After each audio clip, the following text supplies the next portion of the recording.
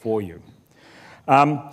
We have two, before we get into our four panels today, we have two more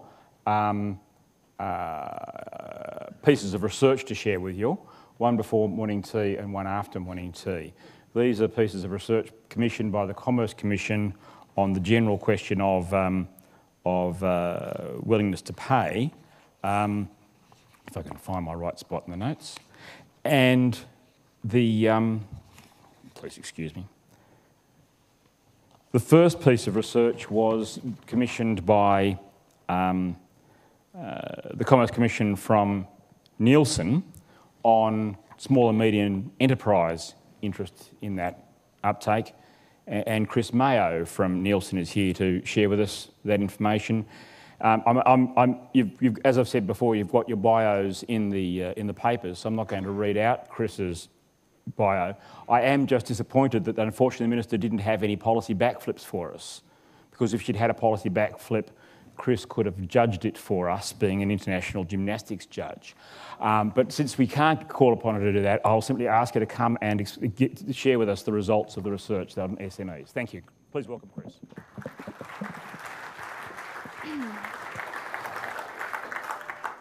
Good morning. I'm going to take you through a summary of the SME research. I hear there was quite a bit of good discussion yesterday, so hopefully we'll have some time at the end for questions. Just see if I can work this. Okay, so I'm briefly going to cover the design of the research, and then we'll look at three areas: current context, the future of broadband, and the barriers to upgrading. Starting off with the objectives, there were basically four things we wanted to find out. What do they know about their current offer, and are they happy with it? What services or aspects would they be interested in? And what are the barriers? And then, of course, the ultimate question, are they willing to pay more for it? All of this to give us an understanding of how SMEs, in particular, are going to relate to their potential uptake. So this research was done via a telephone survey of 500 SMEs with 1 to 20 employees. We didn't cover off, the one-man bands or just the sole traders, because we assume that they're going to act more like a consumer in terms of their telecommunications use. So they're covered in the Roy Morgan research you'll hear about shortly. We got roughly a 20% response rate, and it was done in October and November last year. We set quotas to make sure the sample was representative of SMEs in New Zealand based on number of employees, industry and region, to make sure we covered off that rural aspect as well. And we didn't talk to anyone who didn't currently have broadband. It's pretty hard to ask them about how they're satisfied and what they know about their current broadband if they don't have it. And we assume that those people are not going to be the early adopters of future high speed. So, let's start with the current situation. What do they know about they currently get? So in this, I think it's not too bad, but the green is if they know absolutely nothing, no knowledge about their current. Yellow, they have a rough idea, and orange, they know exactly. And I guess it's not too surprising that in terms of the thing that they know most about is the price that they're paying monthly. 2/3 also have a reasonable idea of their data cap, and about half know a little or to some extent about their data speeds. Hardly anyone knows about latency and jitter, and I have to be honest, before we did this survey, I didn't know about it either. But what's really interesting is that only 10% have a complete understanding of those top four. So I guess that means if we're talking about how you're going to think about marketing the benefits and how it extends from what they currently get, you have to be really careful because they're not all up to speed on that to begin with. If we look at how these vary by different types of SMEs, again, probably not that unsurprising, but smaller SMEs, they know more about how much money they're spending per month, with 63% knowing exactly compared to an average of 51%. There were no differences in that cost, knowing the cost by depending on where they were located. So no difference between rural, provincial, or if you're in the cities. In fact, knowledge really varies most by what you're using it for. So if you're doing downloading and streaming videos, then you're much more aware of your data cap. If you're using video conferencing, then you're much more likely to know your maximum speed and your latency and jitter. So, how happy are they with what they currently get?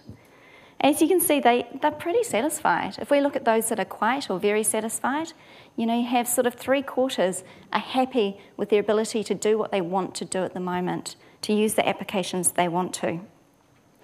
They are slightly less satisfied with both the time it takes to upload and download videos, files and internet pages, and the price they're paying monthly. In fact, there's about 1/4 of the SMEs surveyed that were dissatisfied with those bottom 3. So there is some opportunity if you were targeting those SMEs.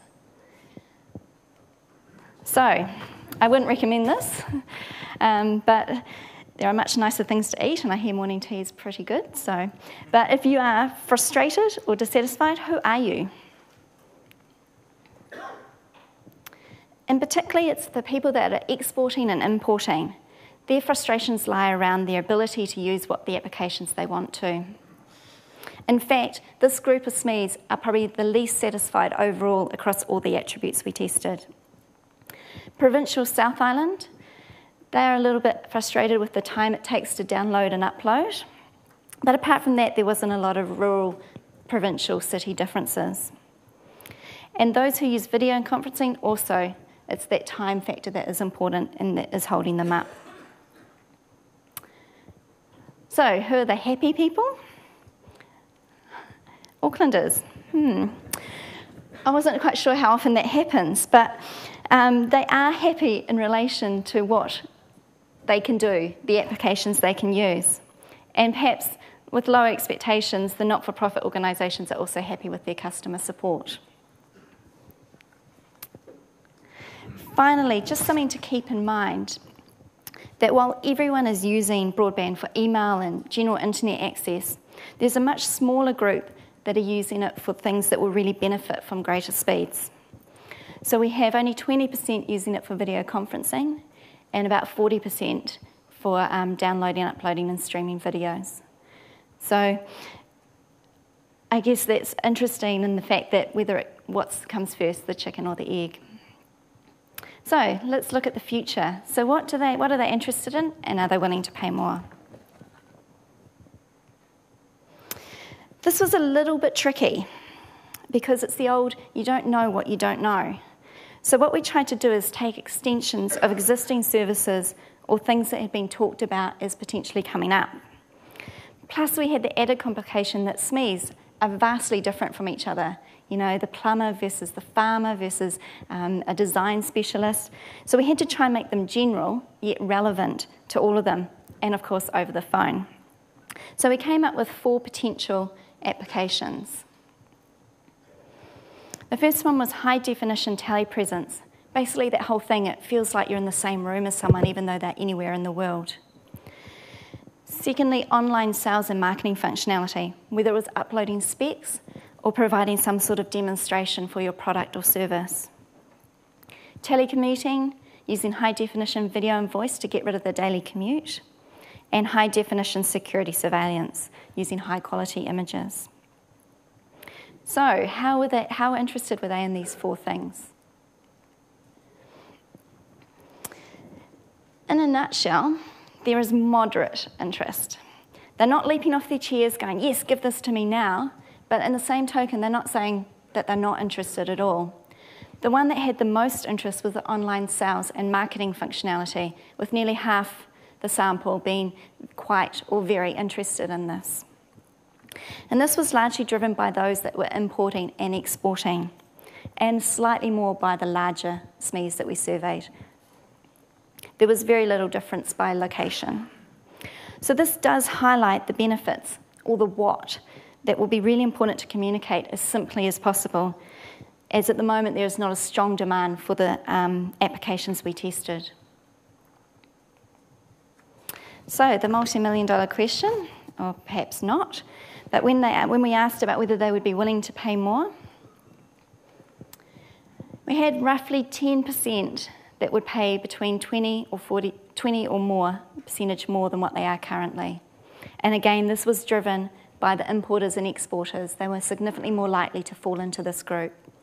Provincial New Zealand were less likely to fall into this group.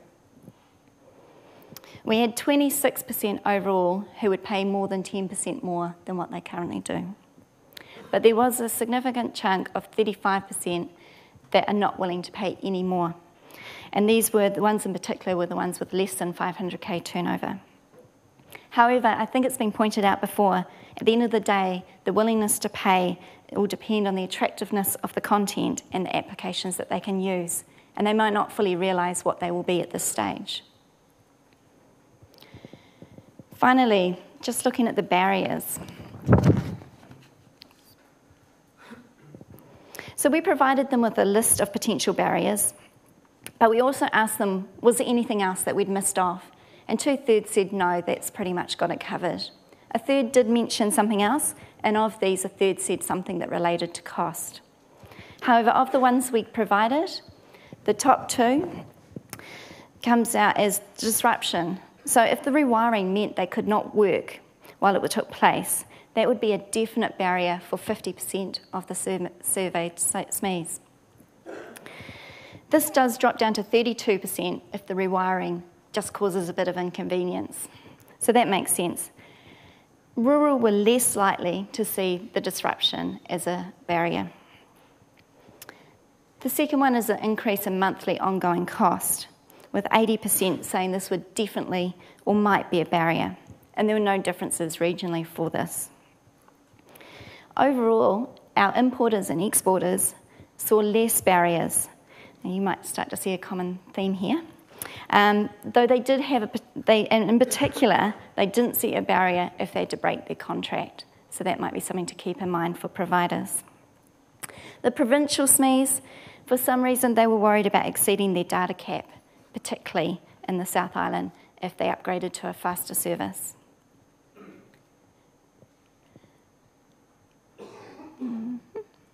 We also asked them, if they had to pick one, what would it be? And we had the same story come through.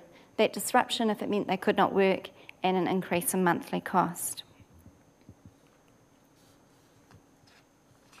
Oh, I've been very fast. So, in conclusion, pretty much they are satisfied with where they are at this time. They're happy with there's some dissatisfaction with the time it takes to upload and download, monthly costs, and a little bit of reliability if they're mobile. They have some idea about what they're paying and of their service, but it's not very strong. There's not a strong level of interest in possible applications of faster broadband. And most of the barriers are related to cost, particularly if they are unable to work for a period. So this really does require clear communication of benefits. Importers and exporters are the potential advocates. They're using the right services, they're less satisfied with their current, and they're more interested in potential applications, and they're more willing to pay more. So that is pretty much the summary.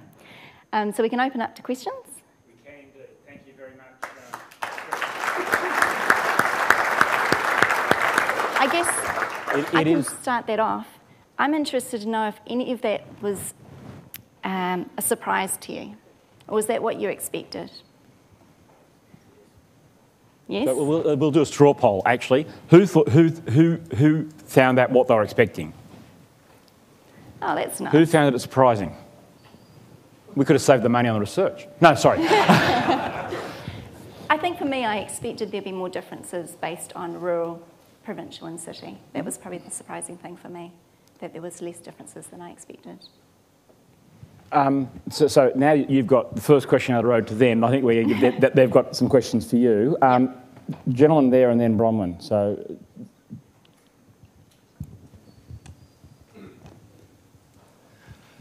Thank you. It's John Allen from Rural Connect. You sent out 500 questionnaires and had a 20% response, so around about 100 answers. No, sorry. We got 500. With the telephone, we actually sent 2,500 pre-notification letters, and we talked to 500 SMEs. Okay. My question is, can you give us the breakdown of rural, provincial and city people who responded? I can.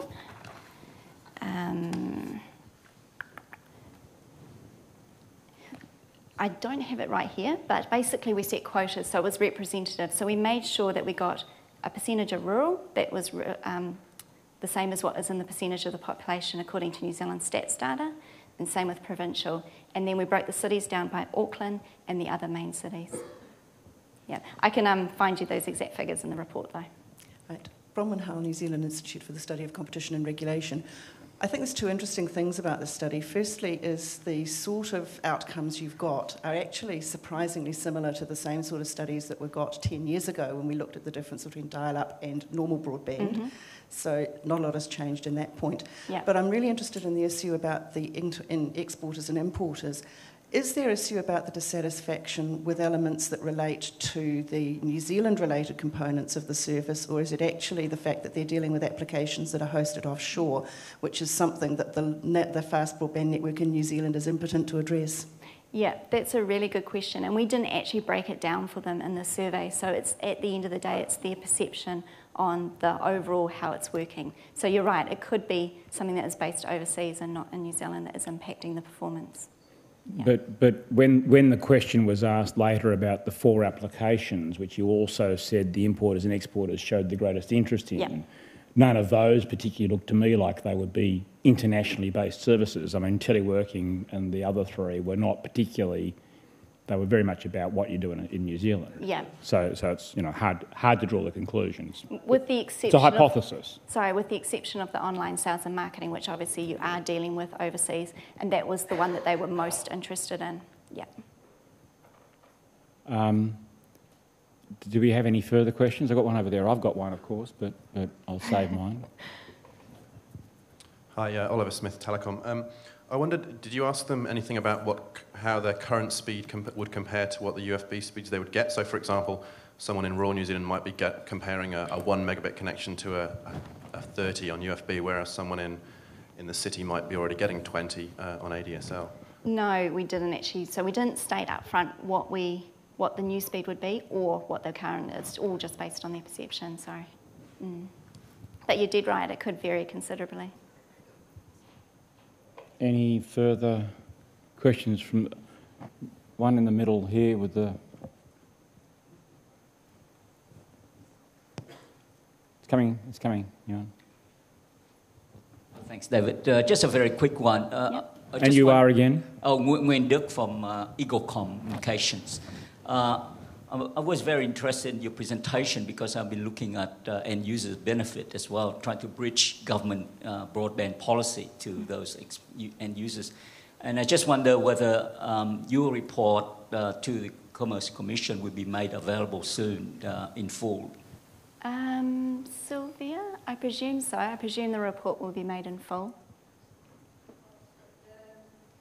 Sylvia, you can't talk without a microphone. Your rules. Of course, yeah. So we're going to have a draft report available probably in April. No, not your report, their report. So the Nielsen report and the Roy Morgan report will be uploaded on the website, on the Commerce Commission website. Just look for the demand side page around midday today. And every other presentation will be uploaded later on, just because we received those presentations by the other speakers here at the conference. Instead, the Nielsen and Roy Morgan survey, we obviously received them beforehand. Excellent answer. Thank you. Look, I'm going to use my prerogative for a second. In the minister's speech, she made some reference, my rapid note taking and poor handwriting doesn't give me a full record of it, but she made reference to MED doing some benchmarking study and something to do with whether greater transparency of service provider offers would be was required. And this brings to mind some work. And there's an Australian economist by the name of Joshua Gans, who's now in Toronto, who has co-opted Scott Adams' wonderful term "confusopoly" to describe the practices of telecommunications companies in pricing. And I find it interesting because your survey actually showed that only 10% of SMEs actually know what their current broadband offer is. I suppose my question is, if that's how low their understanding of their current offer is... Of those 4 parts, yeah. Of those 4 parts, how can we expect them to understand anything about the future and sort of question to you as a researcher or a marketer, do you think maybe uptake would be facilitated by people having a better understanding of what they've got, that Confuseopoly may in fact now be working against adoption? Yeah, that's a tricky one. I think to some degree, but you don't want to confuse them with what they're currently getting. I think really it's about having examples that when you're talking to the SMEs, when you're marketing to them, that are relevant, that they can see, and they can see the real benefits. What's going to be the difference? More around benefits than the actual speed is going to be this or that compared to now and the future. But the benefits of going from where they are now, what other things they're going to be able to do in the future. That's probably more where I'd go with that. Okay, so you'd focus on the what you can do rather than you've only got X now, that you're going to get this, because that just won't mean anything to them. Yeah. Then the question is, do they actually know what they can do now? But that's, I suppose, another question. Yeah, it comes back to that the old you don't know what you don't know. Well, it's an interesting fact that I'm showing my age again. When we first started selling stored program controlled PABXs, third generation PABXs as they were delightfully called, which had all this wonderful functionality that you could show organisations about the productivity benefits, because people could forward their calls when they weren't at their desk, or you could have group ringing groups and blah blah blah. There were all these wonderful things you could do, and you would sell the PABX on those benefits. And then if you ever bothered to go back to the company later and analyse it, you'd find that no one was actually using any of the benefits you sold them. Only one company, actually IBM, when they bought Rollin PABX, actually hooked up a data line to the PABX and monitored usage and went back and regularly explained to the users how they could benefit more by using the PABX. So I guess it's been ever thus that businesses don't actually use all the functionality they've got today. Or they might find functionality that's not planned for. Yeah. Sorry, that was a diversion. There was a question at the back there. Hi, Jairo Gutierrez, unemployed. I had a question about the survey. When you asked about the use of video conference, I was surprised that it was only 20%. Did you ask, do you use a video conference or do you use a Skype, for instance? We asked video conference, and I think you've probably highlighted something that is happening more and more. I know personally, when we deal a lot overseas and between Auckland and Wellington, and we're no longer using video conferencing, we are using more Skype and Google+. So we were asking specifically about video conferencing. And I wasn't actually surprised with that number, because the number of difficulties I've had trying to do it over the last year or so, which has caused that shift to the other methods as well. And there is a lesson for industry as well. By the way, questioner, I didn't catch your name, but you must learn the protocol. You are never unemployed, you are a consultant. There's another one over there. Another question over there? We have a question from Twitter. Oh, good. Oh, from Twitter? This is a Twitter question. It says, Tourism in New Zealand is a major contributor to GDP and FX earnings. How does the study address tourism SMEs? We didn't exclude them. We didn't also quota for them either, so there'll be a few in there, but there won't be necessarily enough to look at them specifically in a sample size of 500. It's interesting, a colleague's just been doing some work with the Rugby World Cup with the Cloud based down in Auckland on the waterfront, and just the feedback from that was, great system, great setup, but yeah, internet access is shocking. So I don't know if that answers that. Sorry, I'm not sure if I can shed much more light on that question from Twitter. Tourism New Zealand might like to sponsor their own research on applications of broadband in tourism, I suppose. In a 500-person survey, you're not going to get a lot of detail about subsectors. We only grouped it by broad categories. So in terms of industry, based on the ANZ 2006 codes, we had what do we have? Retail, no, primary, manufacturing, service, and then we clumped together retail, wholesale, accommodation and food and looked at it by those 4 categories. But there was very little difference between them.